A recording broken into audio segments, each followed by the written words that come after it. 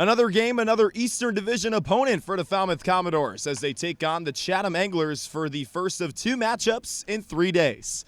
Hello and welcome to another edition of Opening the Door along with Carter Bainbridge. I'm Trey, Redfield. So glad you're with us tonight for the Dores and A's. And Carter, tonight brings an opportunity for Falmouth to just bounce back after a really poor performance from the sixth inning on against Harwich.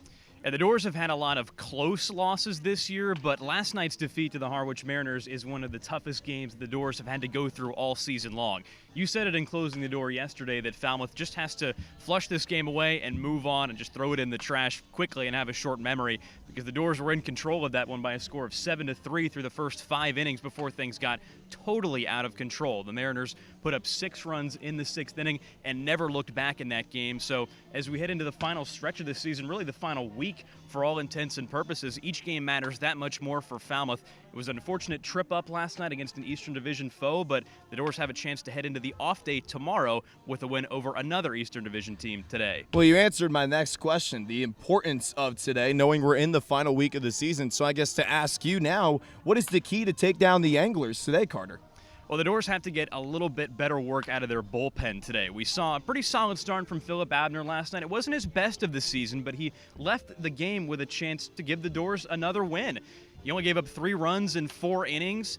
Abner was an all-star selection for a reason. He had another solid start, but it was the bullpen that started having problems against the Mariners. As soon as the M's broke into the middle relief for Falmouth, they started scoring runs, and lots of them. So for the Dores today, they have to be able to bridge that gap between their starter and the late relief. The guys we've seen be really effective this season, from Joey Ryan to Levi Wells. The guys at the back end of this bullpen are very proven. They were all-stars for a reason, a couple of them.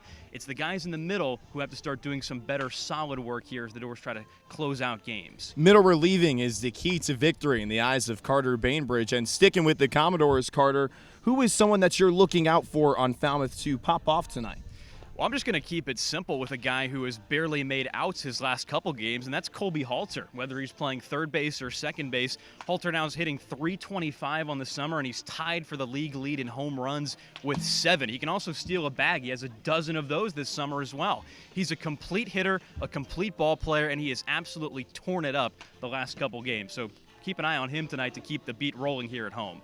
So Colby Halter, the player to watch for with the Commodores. Who are you keeping your eye on for the Anglers? Well, it's Rock Riggio for the Chatham Anglers, one of their best hitters this summer since coming over from Oklahoma State. He rides an 11-game hitting streak into this matchup today. He's hit .300 over that span, and his hitting is as big a reason as any that the Anglers have finally climbed kind of out of the cellar in the Eastern Division. They're making a serious run at the playoffs here late in the season, trailing the 4th-place Orleans Firebirds by just 1 point with plenty of games left. So keep your eye out for these A's. They are hot. They have won 6 of their last 8, and Riggio's a big reason why. So last night, Chatham beat Katuitt, and along with that, Bourne beat Orleans, which leads to that 1-point separation. I mean, there was a point in the season, Carter, where we thought the Anglers were just done, finished, and over the hill completely all the way down in the water, but here come the A's in the Eastern Division trying to go for a playoff push.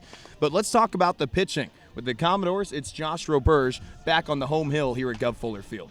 Yeah, Roberge is going to be making his 4th start of the summer. He hasn't been on the team all that long and has been decently effective for the Dores, but his problem in his last couple starts, and what he'll have to work on today, is just avoiding that one blow-up inning. Against the Brewster Whitecaps in his 2nd start, he had a 3-run first hit against him by the Whitecaps. And then in his last start at Harwich, we saw just a little while ago, it was a 3-run third by the Mariners that kept them in the game after the Dores got a solid start in that one. So for Roberge, it's keeping his composure, keeping his rhythm, making sure the other team doesn't throw him off his balance when things start to go wrong.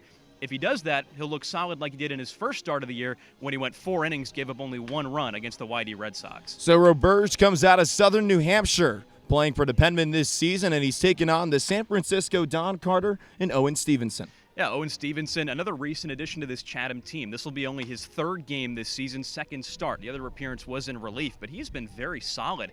9 1/3 innings so far this year, only 3 earned runs. His last outing was 5 innings of 2-run ball, a 2.89 for this San Francisco Don coming into the day. So another right-hander on the mound opposing Josh Roberge today, and another test for this Dores offense that has been red hot over its last couple games. Tonight is going to be a fun one. It's the Falmouth Commodores taking on the Chatham Anglers Anglers right here at Arnie Allen Diamond at Gov Fuller Field. With Carter Bainbridge, Logan Safarenko will be on play-by-play. I'll be on the field giving you updates throughout this one. It's the Dores and the A's coming up soon.